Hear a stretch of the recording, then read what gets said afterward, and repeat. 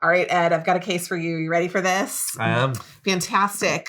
Our case is going to be a Kearney case. Okay. Heavy on the math, really solid on the analytics. So I'm looking for really clear linear insights. Just make sure that you stay super structured. Otherwise, it could be kind of tricky to finish the case in the timing that we've got. And so I'm going to walk through just the background of the case and we'll dive in. Perfect. Okay. Sounds good. Awesome. So today's case is called Ministry of Travel, and our client is the Ministry of Tourism of a West African country. We've been hired to produce a plan on how to increase the revenues generated by tourism in the country and hence further contribute to economic development. When we refer to revenues generated by the tourism industry, we actually refer to all spending done by travelers, including accommodation, food, transportation, activities, etc., both for business and for the leisure travel segments, both domestic and international. Perfect. Okay, so any questions for you? Yeah, so just to clarify, our client today is the Ministry of Travel. They're a company, did you say located in West Africa? Yep, West Africa. Perfect. Mm-hmm. And are we assuming that that's the entire scope of this engagement? Is just. Do you want more? Let's keep it simple. Let's keep it in West Africa. Okay. Okay, perfect. And the goal here is to increase tourism revenue. That's things like accommodation, food, transport, anything done by tourists and visitors to the area. Yeah, absolutely. Great. Okay. Well, do you mind if I just take a minute or two to organize my thoughts? Nope, go ahead. Okay, perfect. So I'm ready to walk you through my thoughts here. Obviously, the main issue here is revenue. And so I really just wanted to drill down into all the different categories in that. And actually, you did me a huge favor and you provided me with quite a few in the prompt. So I wanted to dig I wanted to dig a little bit deeper into all of those. Great. So the 4 that I outlined, and there is a tiny bit of overlap between accommodations and food, but I wanted to look at accommodation, food, transport, and other. Okay. So accommodation, we've got hotels is probably going to be the biggest one. And bearing in mind that you could almost imagine copy and pasting this structure into 2 buckets in terms of people who are here for business and people who are here for pleasure or leisure, I think is another way that they refer to it. There's also hostels. There's I don't know what the official term is for this, but things like Airbnbs and Verbos. I don't know if there's just like vacation rentals, vacation maybe. rentals. Mm-hmm. Okay. And then in terms of food, I think restaurants are going to be the biggest one.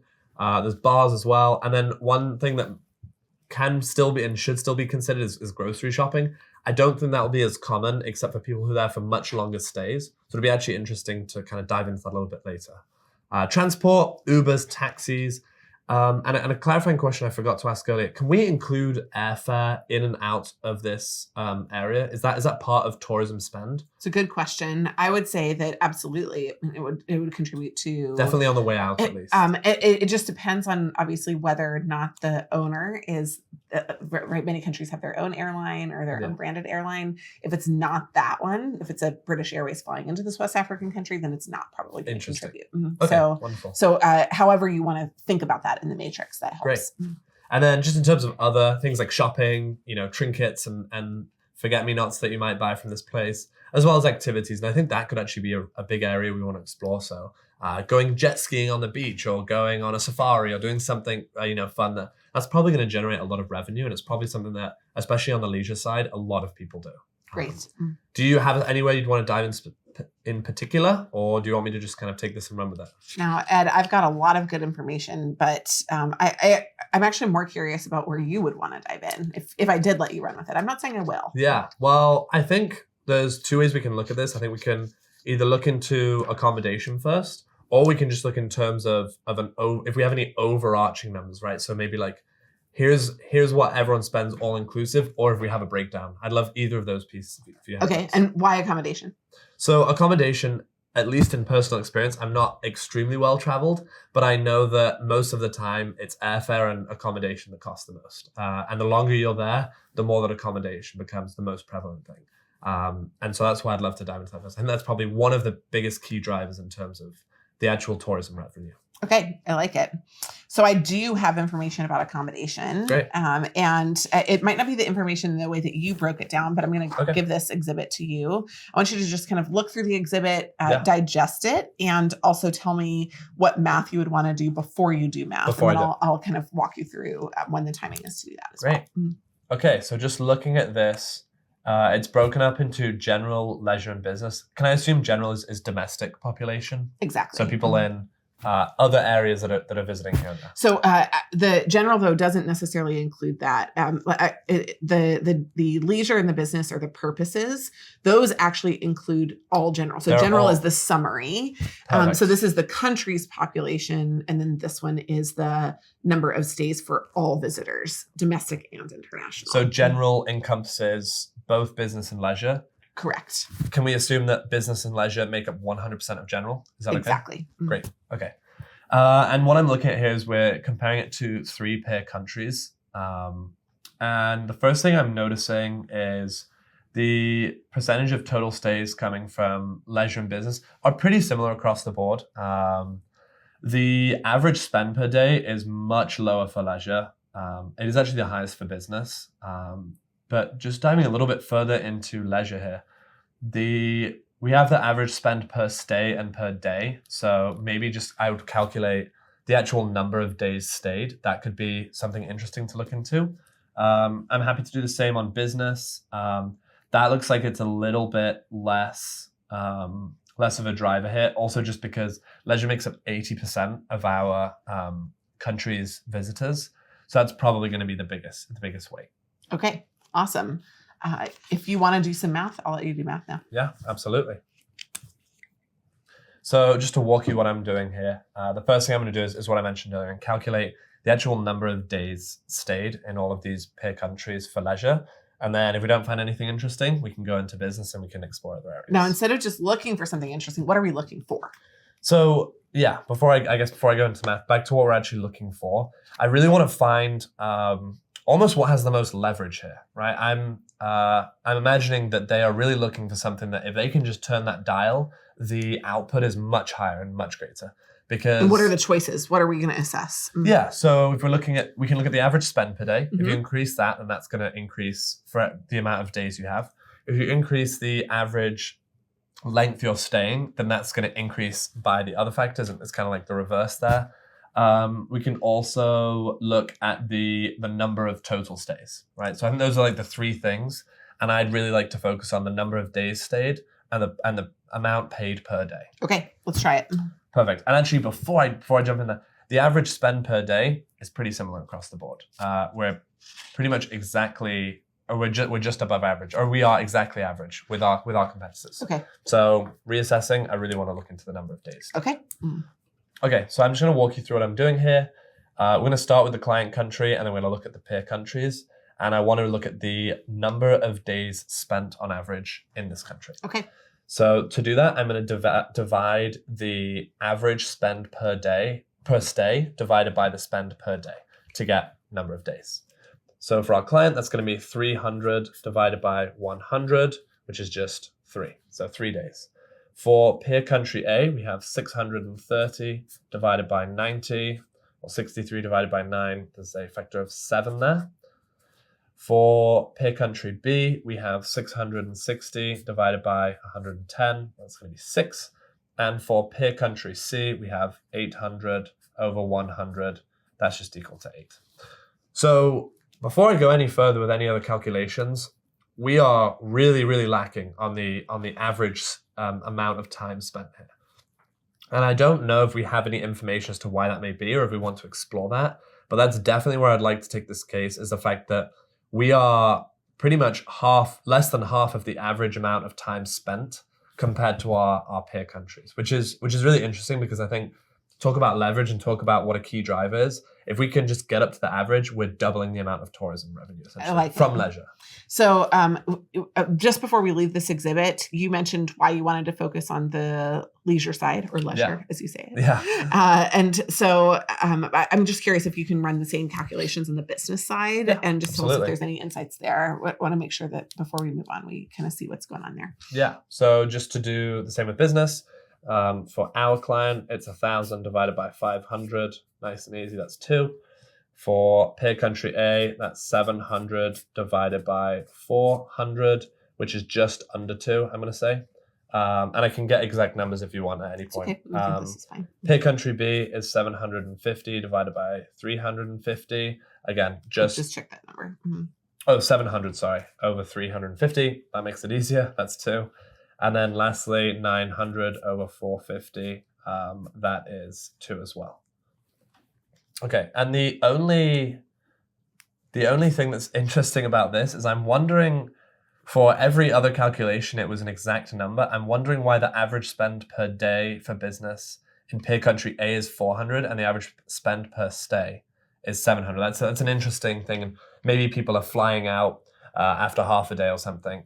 That's an interesting thing I noticed there. Well, of course, there will be some people that'll stay longer and some that'll stay shorter. So, Absolutely. So it could be that as well. Which country is our favorite? Like, if we kind of were like, hey, we want to become like another country, not just all of the other peers, but is there anybody that in particular you're interested in figuring out? I mean, peer country C looks pretty great in my opinion. They have the most amount of stays by quite a healthy margin. They're very dominant in terms of leisure compared to all the other, and compared to business. So that is maybe, I guess, a risk with that in case of some sort of macroeconomic factor that could cause devastation there. But they're staying for 8 days, and while they're not paying the most, they're still paying a very healthy amount. But they're staying for over a week, which must be generating so much revenue. So I really want to match country C if we can. Okay, great, awesome. So let's move on. What do you want to look at next? You mentioned a few things earlier, but now that we've talked through all of that, what do you want to do? Yeah, so we've calculated that we have a lower number of stays. I'm just wondering, actually, going back to the beginning, I know we want to increase tourism revenue. Did we have a goal that we wanted to get to, or a time frame? We do, actually. Great. So in the next 5 years, we believe through the ministry that we can reach a level where revenues from the tourism sector amount to about $100 million US. And that's for the general, right? That's so leisure and business. That's for leisure and business, and it's specifically for accommodation. So of course there are going to be these other ancillary factors that you laid out, right? Those people will also spend money and they'll rent cars and they'll. But we're looking at just accommodation. That's correct. Great. Okay. And so if you can kind of keep us in the focus for what that will look like, then that'll be helpful. Perfect. And so what will be the required average duration per stay for leisure travelers if we want to achieve this target? And I actually have some more data for you on this. Great. So I'm going to put this on top of this one, but you're welcome to move those if you want to use any of the information in the first one. Perfect. I'm just going to take a second to look through this, walk you through it, and then we can maybe do what we did on the last question where I can walk you through the math that I want to do, and we can go ahead and do it. Sounds good. So leisure stays, 800, and I'm going to switch back and forth from them. So that's 80,000 stays. This is today. Okay, and I can see that's 80% of the 100,000 total. Correct. And so business would be 20,000 there. In terms of the growth, that's 10% per year linear. Okay, so that just basically means we can multiply that. So over 5 years, we can just say 50%. Yep. How nice. Yeah, very, very kind of you to do that. Okay, so we've got the average duration for business. We have the average spend for both, and we've got our objective. What I am seeing is obviously we're missing the duration for leisure, so that's what we're trying to calculate for. So what I'd probably do here is take that $100 million US, subtract the amount of money generated or estimated generation from business, and then calculate the needed or required length of stay on average. And to do that, I just and I can get into that then, but I'd probably divide the amount of total revenue divided by, or the amount of total revenue with the total stays divided by the, I guess the average duration to find how many total days they need to stay. Okay, let's walk me through it. Okay, perfect. So obviously our goal is that 100 million. So the first thing I want to do is calculate how much we're getting from businesses. Okay. So we know that businesses, as I mentioned before, it's going to be 20,000 stays per year. And we actually know, in fact, sorry, before I go into that, I just want to go back to that 100,000 and let's increase that at the beginning. That might make it a little bit easier. Okay. So that 100,000, again, nice and easy number, it's going to be 150,000 total stays. Great. And we know that business makes up 20% of that. So I'm just going to kind of break this up here. 20% of 150,000, 10% is 15,000, 20% is 30,000. And that means that when we come back to leisure, we know it's 120,000. Great. So once we've got that 30,000 stays, we need to multiply it by the actual amount of time they're spending there. So 30,000 multiplied by 2 days. Again, nice and easy numbers here, 60,000. And then from there, we know that they're spending $500 a day. So 60,000 multiplied by 5 is 300,000. And then tack on those 2 zeros gets us to 30 million. I'll just make that more clear. Okay, so now we know what we actually need from the leisure section. We need 70 million. And to get that, I just did the 100 million total goal minus the 30 million that we're getting from business. Okay, great. So now we have our 70 million that we need. We know that we have 120,000 stays, and we know that they're spending $100 a day. So what I'm first going to do is divide the 70 million by $100. Okay. And that's going to be 70 million divided by 10 will be 7 million. So we're going to go down to $700,000. So, or 700,000. Let me just make sure I've got the right units there. So it's $70 million divided by the dollars spent. So it's just 700,000. And then we know that we have 120,000 stays. So 120,000 stays multiplied by X number of days on average gets us our 700,000. Okay. So I'm going to do 700,000, and I'm going to divide that by 120,000. And that is going to be a little bit under 6, but I'm going to round up to 6. Obviously, they can't stay for a quarter of a day. I know there's caveats there with late checkouts and other things. So we're saying that's about 6 days is what we need. And before actually we do anything more, I do want to just compare that to the benchmarks of the competitors. I know. Okay. I remember, so Peer Country C is 8 days. So they're actually doing even more than this. This is almost like a conservative estimate here. And the other companies are 7 and 6 days.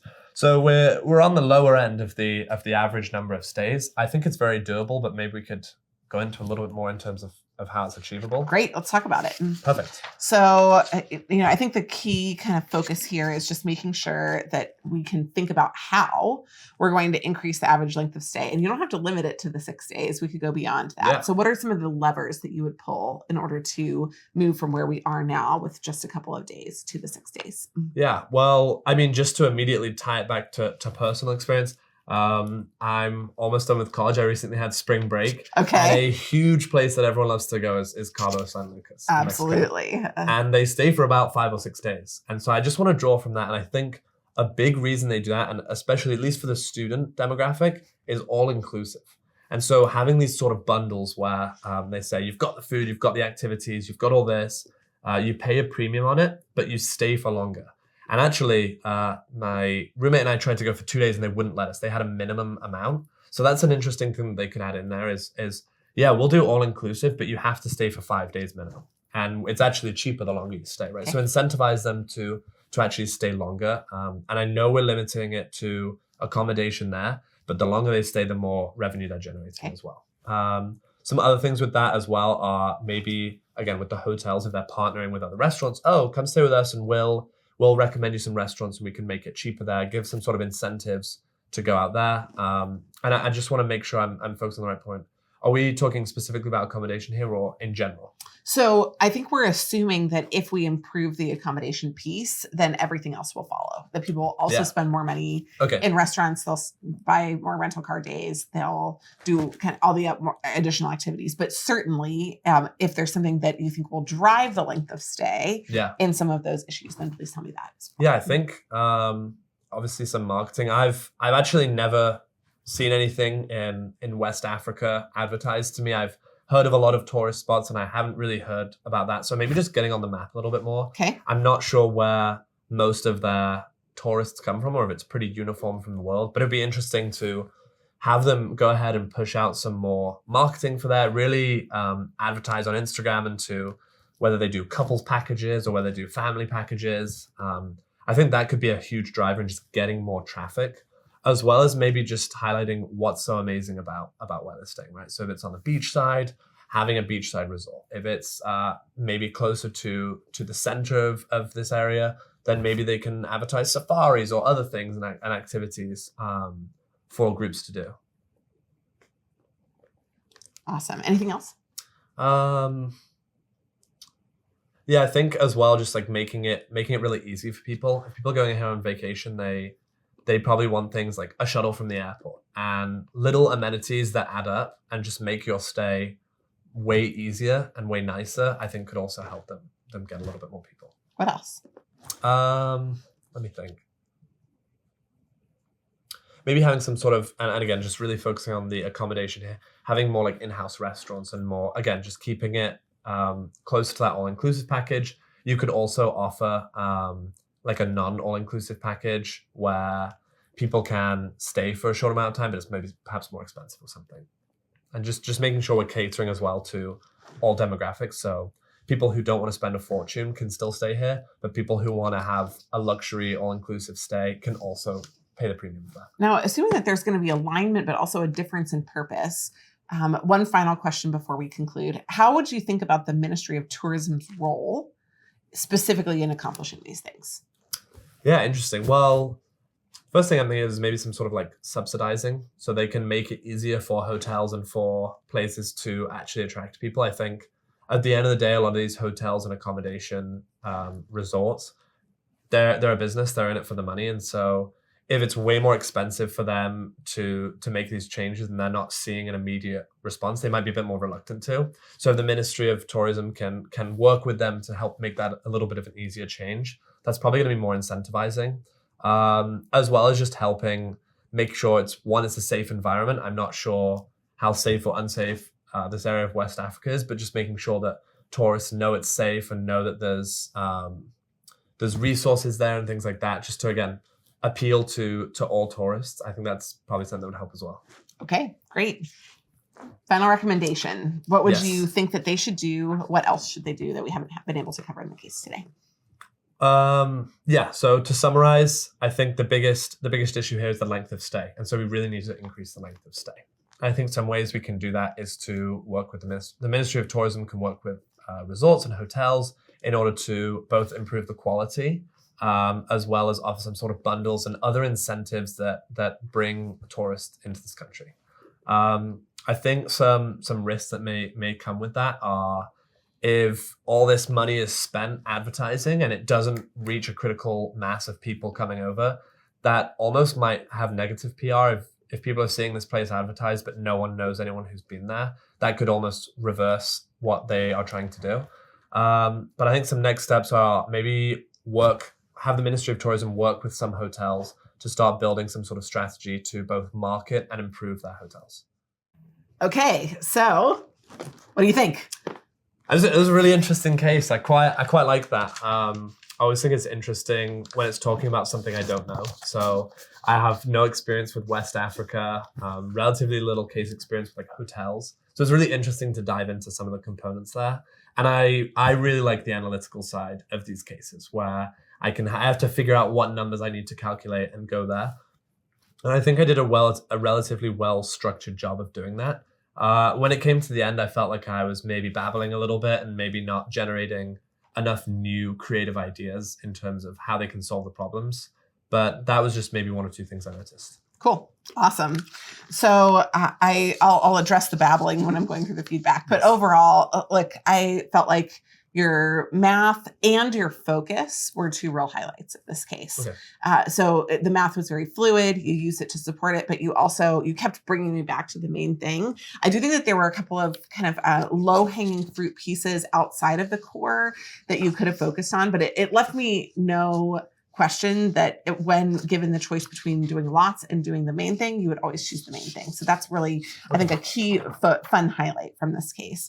The first thing is just, I thought your note-taking and your recap at the beginning was really good, but I don't know that you fully understood what a Ministry of Travel did. And I feel like you could have asked me a clarifying question or two, and really some Ministry of Travels are actually paid by hotels. There's a hotel tax that funds them. And so that would have tied us right into the accommodation piece. You got there pretty quickly anyhow. But other ones are just sponsored by the government. But at any rate, they're not incentivized, right? Yes. They don't make more money. I mean, they'll have a bigger budget, maybe, but they're mandated. It's a different Yes. kind of organization that's thinking on a purpose that's a little different than some other companies. And so just I think highlighting maybe a few of those differences. Some of your clarifying questions don't necessarily have to be at the problem here. Although I think you could have also maybe gone into the problem just a little bit, right? Are there other countries who are doing, really well? Probably. Let's look at some of that, right? There could have been some other things you could ask there. So you basically asked no clarifying questions. I just felt like it made me question whether you had a full understanding of it. And by the time we got to the end, I still wasn't 100% sure. On your case structure, and so actually just going back through the numbers, so I give you a 3 on the case recap and a 3 on the clarifying questions, because you asked a question or two just kind of checking to make sure you've gotten everything, but you didn't really dive into that a little bit more. I put a 3 for your case structure. I actually really liked your case structure. The one thing that would have made it a 4. So 3 on content, 4 on content, 3 on just verbal delivery. And again, right now we're sitting in the same room. You wouldn't always do that. Sometimes you'll be on Zoom or remote. But I would have wanted you to actually tell me bucket 1, bucket 2, bucket 3. And if I wasn't able to look at your paper, sneak peek here, I felt like there could have been a little bit of a lack of structure there. In addition, you put accommodation first. It was your priority bucket, but you didn't mention that. I had to prompt you for that. And so again, right, why is accommodation your priority? And was it actually first in your paper? If we can just look at it really quickly. Yeah, it was first. Yeah.